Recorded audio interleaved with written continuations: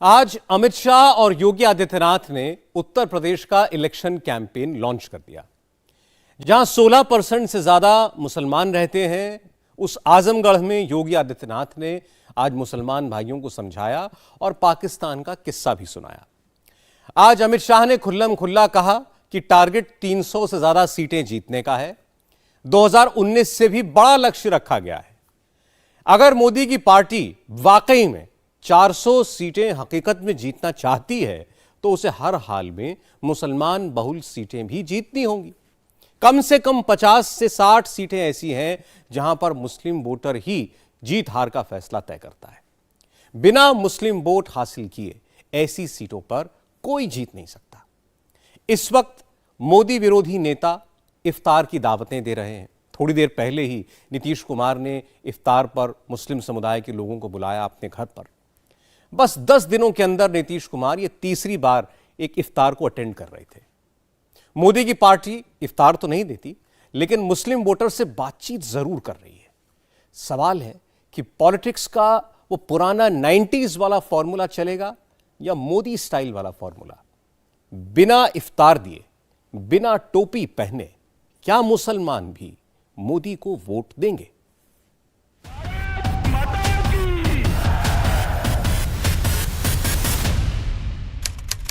आजमगढ़, क्या आजमगढ़ का A to Z formula 24 में 543 सीटों पर रिपीट होगा?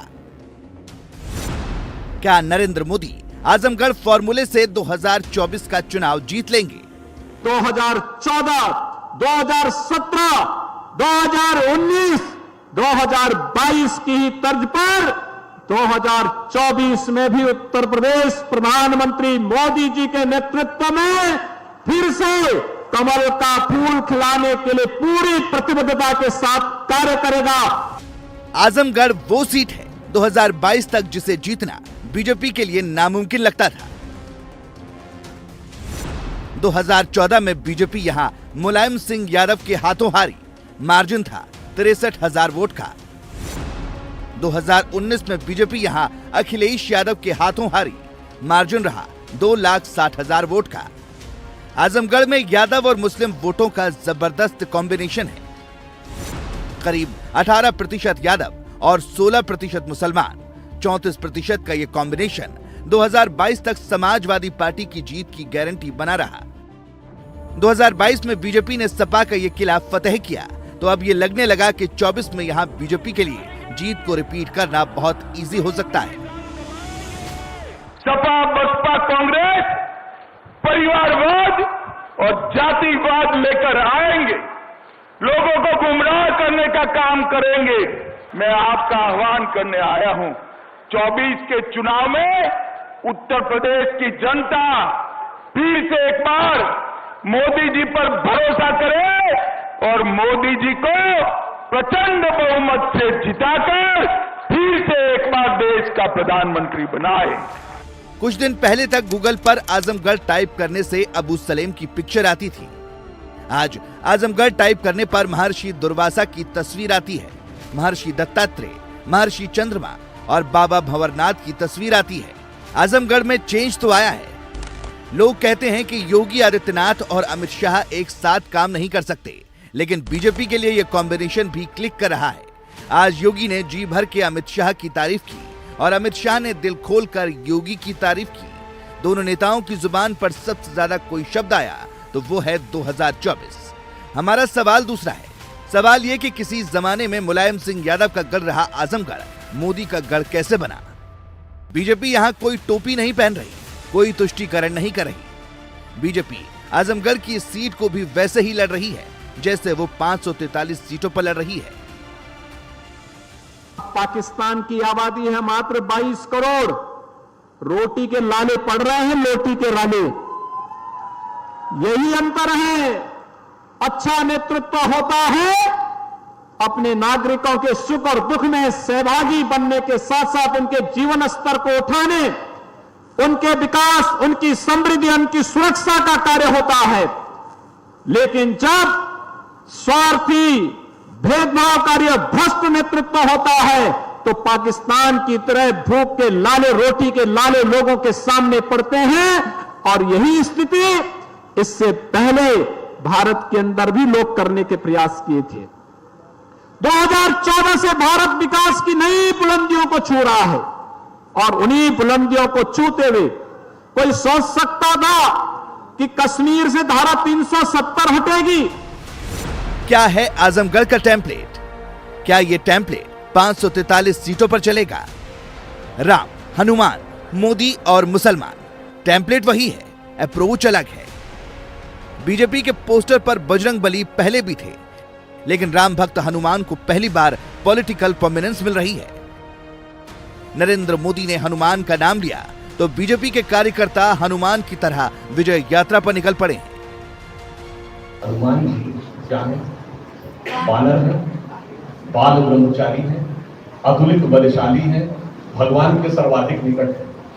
देखिए, जिनका बानर स्वरूप जानते हैं किसका प्रतीक? जब आप ध्यान लगाते हैं, आप कभी ध्यान लगाइए, एक क्षण एक थॉट आएगा, दूसरे क्षण दूसरा थॉट आएगा। आप कभी बानर को देखिए, बंदर को, इतना चंचल जीव है, कभी आप उसको स्थिर चित्त बैठे नहीं करेगा, कभी यूं देखें, क्यों करेगा? अर्थात मन की चंचल वृत्ति का।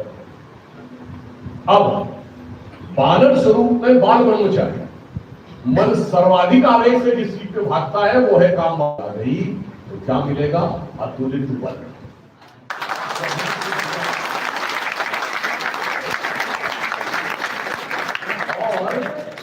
ईश्वर के सर्वाधिक निकट। राम का काज कौन करेगा? हनुमान ही करेंगे। बीजेपी के इस टेम्पलेट में मुसलमान ऐड हुए हैं, मगर दूसरी पार्टियों की बरक्स देखें तो बीजेपी की मुस्लिम पॉलिसी में एक अंतर दिखेगा।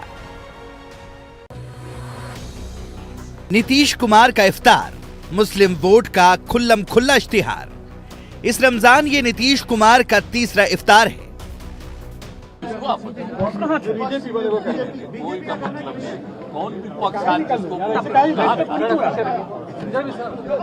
उसके यहाँ से नहीं ऑर्गेनाइज होता है वो, जैसे हम लोग पार्टी वाला करते हैं, वो लोग भी करता है। और ये पार्टी पूरे के पूरे सरकार की तरफ से करते हैं, तुम लोग नहीं रहता था पहले, इसलिए ऐसे ही बोलता है। देखिए, आजकल उन लोगों की आदत हो गई है बिना मतलब की बात करना। आप उन्हीं से पूछ लीजिए कि इसके पहले आप कैसे थे, तब पता चल जाएगा आपको। ये सब एकदम ऐसे ही है। पटना में पहला पॉलिटिकल इफ्तार बाबा सिद्दीकी ने दिया। दूसरी बार इफ्तार पार्टी के लिए नीतीश कुमार टोपी पहनकर फुलवारी शरीफ हुए। वहां स्टेज पर लाल किले का बैकग्राउंड लगाया। आज नीतीश ने अपने सरकारी घर में खुद इफ्तार की दावत दी। मुंह से कोई बुरी बात ना निकले और हाथ से किसी के जलाने का दाग न पड़े कि हम जलाया था। हाँ, ये दाग हो के आग बुझाया था। तुमसे ये हो भी नहीं सकता कि तुम हमको भूल जाओ। तुम पर पूरा भरोसा है कि तुम हमको याद भी रखोगे और मेरी सुरक्षा भी करोगे। माना कि तवाफुल न करोगे, लेकिन खाक हो जाएंगे हम, तुमको खबर हो। ऐसा न हो कि हम खाक हो जाएं और इसके बाद तुमको खबर मिलेगी। बिहार में अभी अभी दंगा हुआ है। दंगे की जांच पूरी नहीं हुई, गुनहगार पकड़े नहीं गए और नीतीश कुमार ने इफ्तार की दावत शुरू कर दी। बिहार में एक मदरसे को जला दिया गया। अरे भाई, वो मदरसे को जला दिए, मुंह तो खोलो, मुंह तो खोलो, कुछ तो बोलो। जो लोग सेकुलरिज्म के चौधरी हैं, जो लोग मेरे लड़ने पर क्या क्या झूठे इल्जाम लगाते हैं मुझ पर, अब तो बोलो आप। मगर कोई नहीं बोले और वहां का चीफ मिनिस्टर है। माने ऐसा कभी इधर पुला की मारते, कभी उधर। और जब हम बोलते हैं तो वहां का चीफ मिनिस्टर बोलता असदुद्दीन ओवैसी एजेंट है। अरे नीतीश कुमार, तुम क्या कोर्ट के सामने कुर्सी डालकर बैठते नोटरी के एजेंट हो कि तुम सर्टिफिकेट दोगे मुझे कि मैं क्या हूं क्या नहीं? अरे मैं तुमसे वाजिबी सवाल उठाया हूं और मैं आज अल्लाह के घर में खड़े होकर कह रहा हूं, मैं सिर्फ गरीब मजलूमों का एक टीम हूं। मैं हालत रोजा में कह रहा हूं कि दुनिया की कोई ताकत असदुद्दीन ओवैसी को खरीद नहीं सकती। मुस्लिम वोट के लिए असदुद्दीन ओवैसी अलग जुगाड़ लगा रहे हैं। ओवैसी मुसलमानों के ऑल इंडिया कायद बनने की कोशिश में हैं। वो बीजेपी को भी कोसते हैं, बीजेपी विरोधियों को भी कोसते हैं और कभी कभी खींचते हैं तो मुसलमानों को भी कोसने लगते हैं।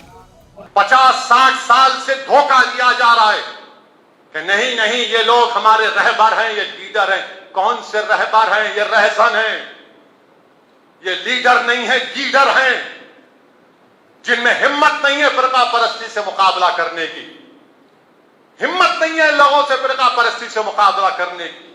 अब मत बोलो हमको कि क्या करना क्या नहीं करना चाहिए। आपकी 50 साल की पॉलिसी नाकाम साबित हुई है, नाकाम साबित हुई है।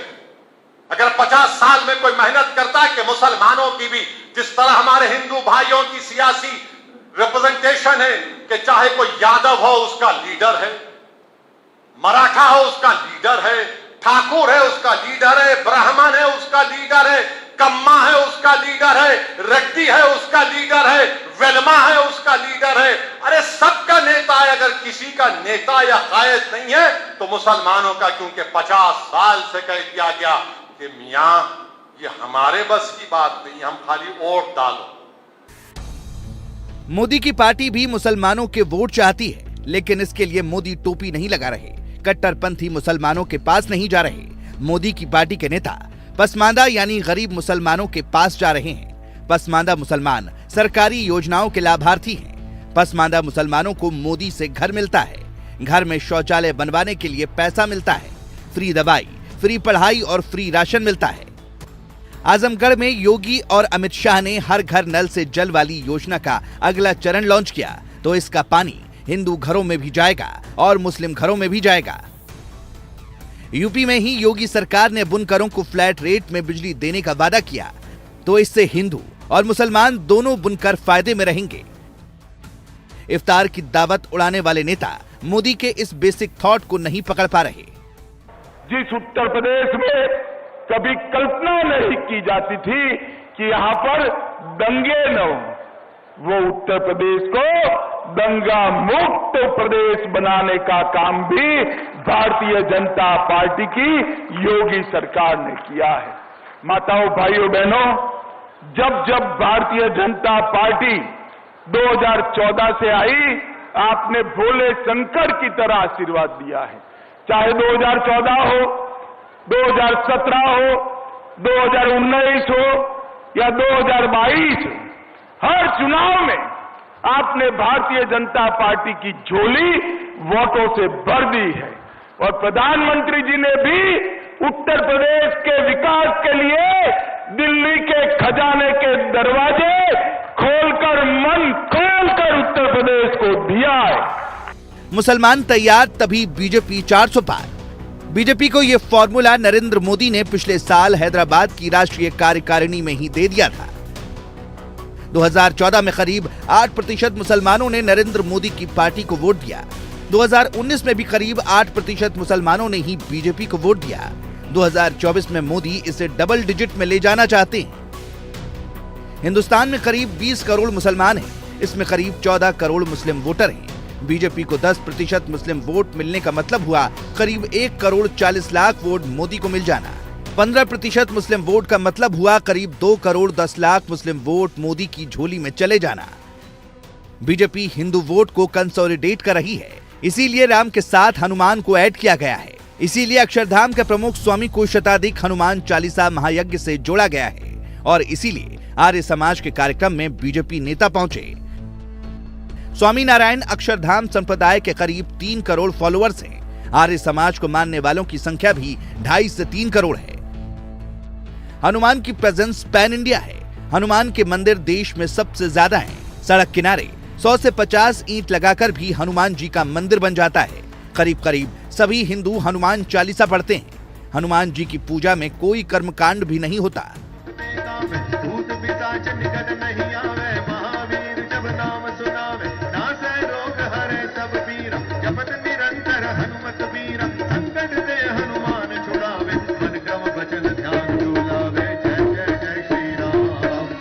Lord Hanuman discovered his strength and then performed infinite feats. I think we discovered our strength in 2014 and have kept discovering it since then. Ram भी, हनुमान भी, मोदी भी और मुसलमान भी। अगर ये हो जाए तो बीजेपी के लिए 400 सीट नामुमकिन नहीं। फिर भी एक चैलेंज शेष है। दक्षिण का दुर्ग बीजेपी अभी जीत नहीं पाई है।